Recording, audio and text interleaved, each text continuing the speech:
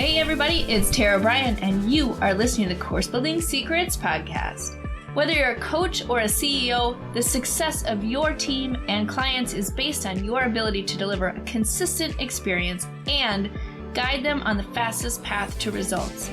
This podcast will give you practical, real-life tips that you can use today to build your online experiences that get results and create raving fans. Why? So you can monetize your expertise and serve more people without adding more time or team to your business. If you're looking to uncover your $1 million framework, package it, and use it to scale, you're in the right place. Let's dive in.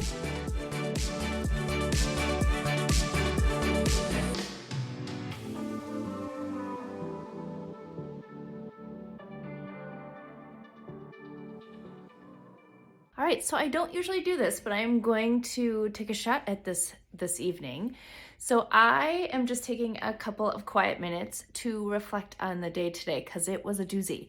And probably because my house is empty and quiet, I actually have some processing time. So thought I would take a minute and just do a little bit of a behind the scenes sort of reflection of the day. So I'm working with a couple different clients right now on doing some audits of their business and then also a strategy session. And I was doing one today. And so I wanted to just capture my reflections, not only for myself, but also just to be able to share them, because I think a lot of the journey that this coach is having is really typical for everyone who's kind of in this spot. So I'm working with someone and he is trying to take his existing one-on-one coaching business and look at how does he package it into something that's scalable? Because obviously one-on-one coaching, even kind of the group coaching that he's doing, is not scalable beyond himself.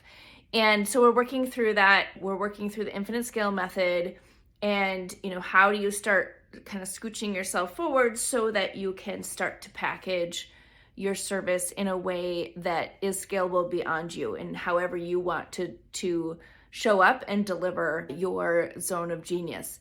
So working with him today, it was great. He has a great business. He has a great business model. He has a great understanding of who his person is that he wants to work with and how he helps them. So the crux, though, of the challenge is a couple of things. Number one is when you are an expert, when you are the one doing the coaching or the training or whatever it is that you are doing to help somebody, in order to play this game, you have to separate yourself from the value and the delivery that you provide.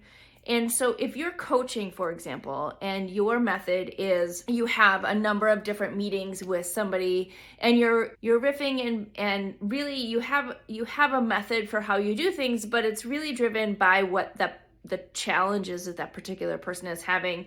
And then you ask questions, you help them work through the challenge, and then you move on kind of to the next challenge that they have in the sort of the focus of what you're coaching them on, which is very typical. And as you look at, okay, so what if you're not in front of them anymore? What if you're not listening to their specific challenge and, you can't provide an intervention or you can't provide a solution or kind of guide them on how to solve that because you're not having that level of dialogue? How do you look at providing something that still provides a ton of value, that really captures your expertise, but does it in a way that you can do without doing one-on-one coaching? And that's a really hard pivot, not necessarily the mechanics of doing that, but the mindset of doing that, of, people pay me because I can get to the heart of their challenge and then walk them through it, hold them accountable, and do all the different things.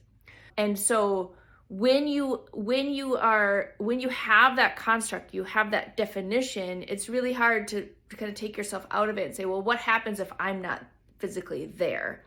What am I providing along an experience or a journey for that customer so they can get from where they are today to where they want to get to, right? Go from that current state to the future state.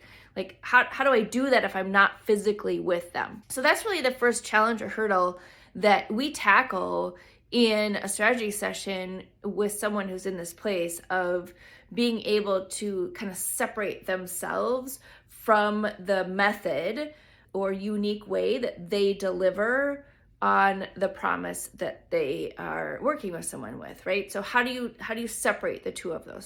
So that kind of reflection point, I think, is something I don't talk about as much, but that's a really important piece of being able to separate yourself. And then, to be honest, what we do is we separate you, we package sort of the approach that you take, and then we put you back into it, right? But you got to step out of it first and look at it like, how can someone become successful if they're, dealing with the clone of me, right? Like the virtual version of you showing up without kind of that one-on-one. So you have to go through that transition point. And a lot of times it's pulling yourself into a group coaching model, right? So you're doing one-on-one.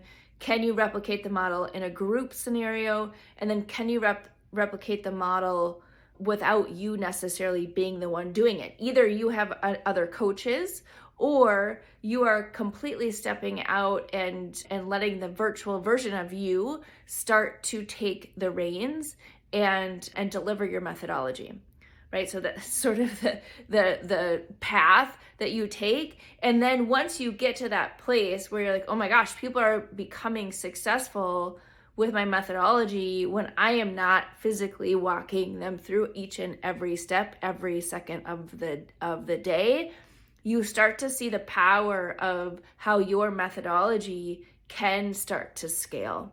How your unique way that you help somebody get to a solution can happen even when you're not face to face with them all the time. So that's a reflection from today is really being able to help somebody go through that process. A lot of times I don't take it for granted, but my journey through that was long and painful.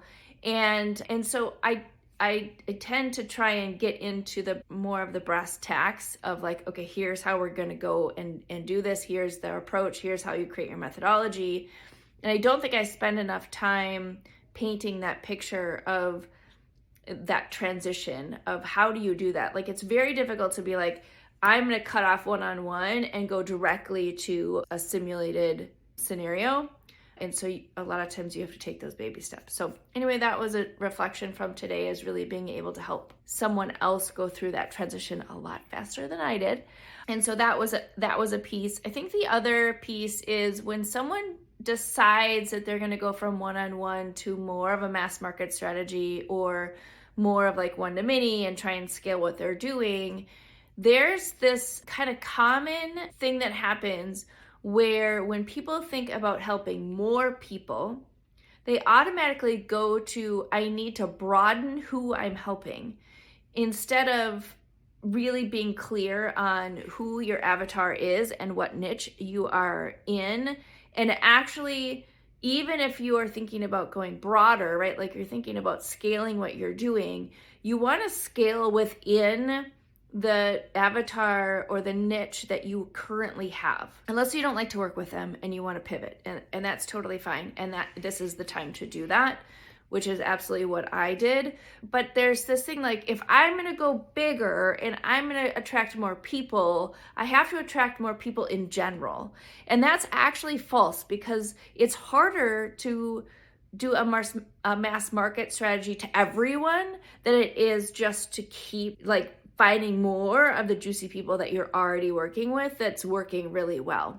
And so that's another reflection point, is I hear that all the time.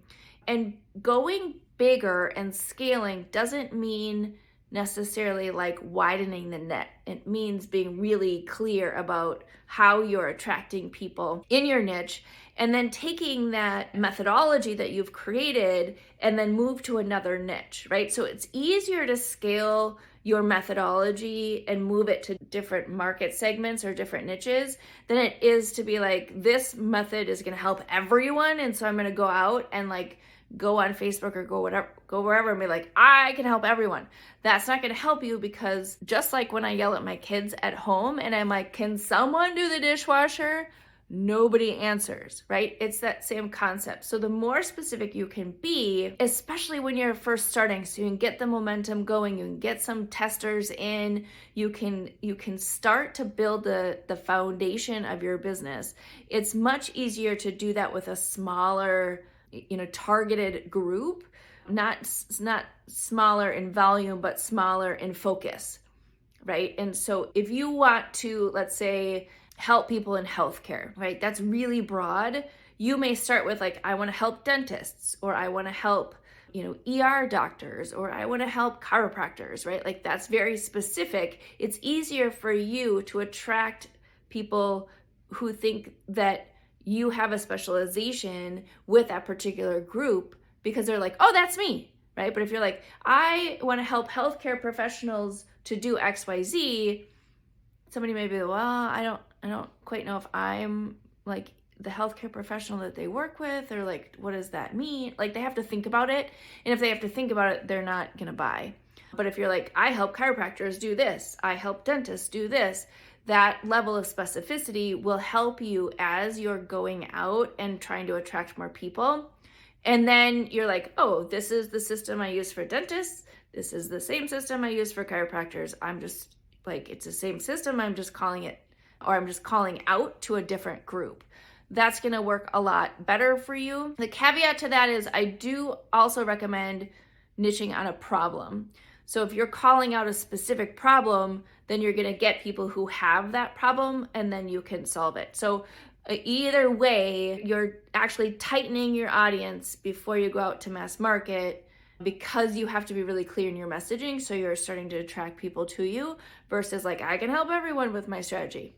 And you may be able to, but that's not going to help you when you're out marketing. And so that was another reflection point today, is I hear that all the time. And so there's that tendency to do that, which is a natural tendency, right? Like we want to go broader. We think more people means broader, and it actually doesn't. In most cases, every market that you're looking at has enough people that you will have a really nice sizable business by just focusing and targeting on that one avatar in a particular niche, or again, with a specific problem. The other big one I had was, when you're looking to scale your business and you are in a one-on-one service-based business right now, sometimes it's just like stripping out part of your business and using that as your test to productize your service. Sometimes it's not like, I'm just going to blow it all up and everything is going to be automated and everything is going to be a scalable model that's delivered in some other way than you're delivering today, right? Be it one to many, be it automated, be it simulated, be it a hybrid, whatever however you're going to do it. Sometimes it's more digestible to take a part of your business, right? So in this scenario, one really effective strategy to start moving towards is, what are those repetitive things that you're doing when you're working with your customers? Like, are you doing some training where, every single time you have a new customer, you're doing the same thing, right? Like you do, a training on this topic, or you're helping them through this, or you're giving them some homework, or you're just doing lots of things that you are doing with every single client. That is an amazing thing to start kind of pulling those out. That is great low-hanging fruit to be like, okay, so how do I just create this one time and then serve it to my clients in the future, so I don't have to repeat myself all the time, so I don't have to keep creating things. Your onboarding is a great place to start if you're looking to just start to get some packaging, get some assets in your business that are going to help serve you. And then magically those start to become the pieces that are the building blocks for you to build that more scalable model. So onboarding, again, is a great example. How do you welcome people in?